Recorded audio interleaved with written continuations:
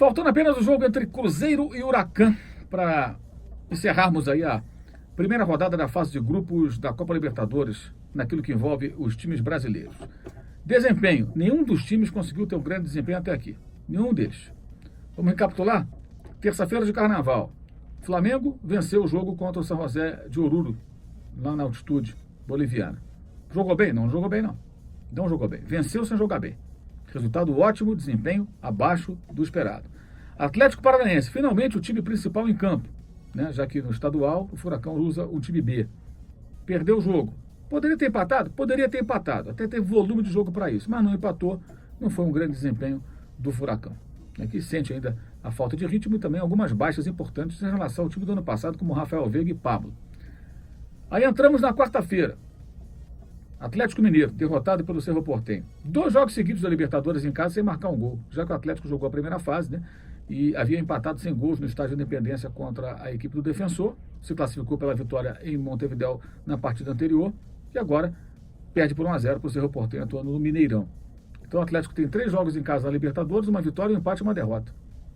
É um time muito desequilibrado. É uma vitória que tinha feito 3-0 no Danúbio, tomou 2 gols e correu o risco de, sofrendo mais um, ser eliminado precocemente da competição, como aconteceu com o São Paulo, cujo desempenho, obviamente, foi sofrível contra o Talheres. Eliminado pelo Palestino, pequeno time chileno que teve mais posse de bola que o Inter, teve mais finalizações do que a equipe colorada, mas perdeu no lance do final do jogo. Resultado para o Inter foi o quê? Bom, excelente resultado. Desempenho abaixo.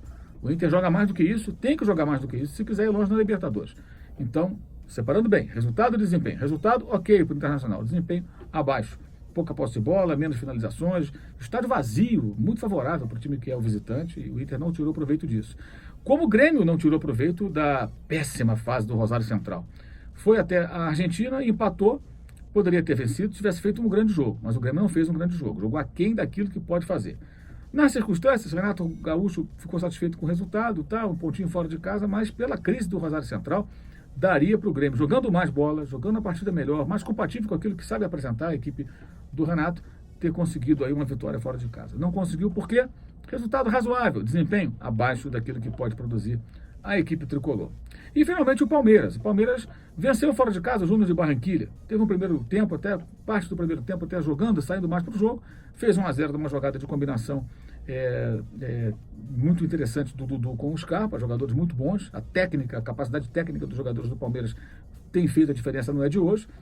E depois se defendeu muito bem, como sempre faz. O time tem realmente muita solidez defensiva e suportou uma forte pressão. Mas pelo elenco que tem o Palmeiras, convenhamos, né? Daria para sair mais para o jogo, tirar um pouco o Júnior da sua área, atuar mais no campo ofensivo, trocar mais passes, mas foi o time que menos passes trocou entre todos os brasileiros que participaram dessa primeira rodada até aqui na Libertadores. Foram um pouco mais de 200, um índice baixíssimo para uma equipe tão técnica como a do Palmeiras, contra um adversário muito afoito, né, que teve volume de jogo, tudo, mas muito precipitado nas finalizações, o que até facilitou um pouco o trabalho da defesa palmeirense, e quando exigido, o goleiro, o Everton, foi até bem.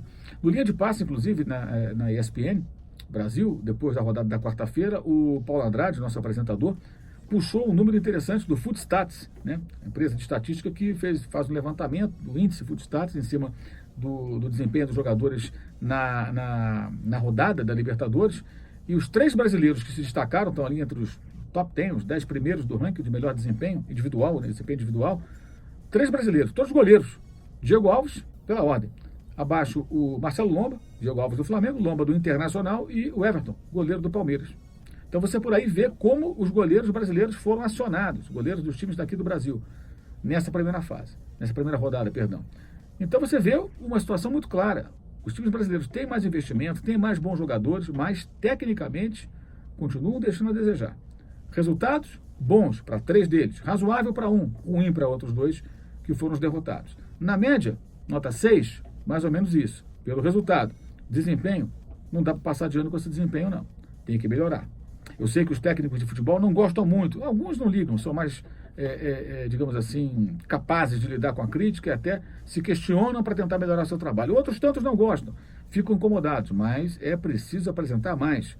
Com um bom material humano, os técnicos têm que apresentar algo mais interessante na montagem das suas equipes e naquilo que elas apresentam dentro de campo. E a Copa Libertadores, nos confrontos internacionais, com treinadores de outros países, jogadores estrangeiros, confrontos vistos fora do Brasil, com o olhar um pouco mais atento, ela é, digamos assim, o palco ideal para apresentar bons trabalhos. Continuaremos esperando boas atuações de times brasileiros, independentemente até do resultado, que pode até às vezes não acontecer. Mas quando o time joga bem, mesmo que ele não consiga um bom resultado agora, se ele continuar jogando bem, ele vai estar próximo das vitórias e dos títulos. Não confunda o futebol bem jogado com o chamado futebol bonito, que é uma coisa meio abstrata e subjetiva. O que é o futebol bonito? O que é bonito para um pode ser feio para outro. É jogar bem, não ter raiva da bola, saber jogar com ela, sempre que preciso, tá? Não ficar com baixa posse de bola por estratégia, né? Defender bem, oferecer poucas oportunidades de finalização para o seu adversário e atacar bem, criar situações e fazer os gols. Isso é jogar bom futebol. O jogo mais rústico, calçado no resultadismo, pragmatismo, ele às vezes traz resultado, outras vezes não consegue trazer. Mas ele não é sinônimo de vitória, tampouco se parece com futebol bem jogado. Valeu? Saudações!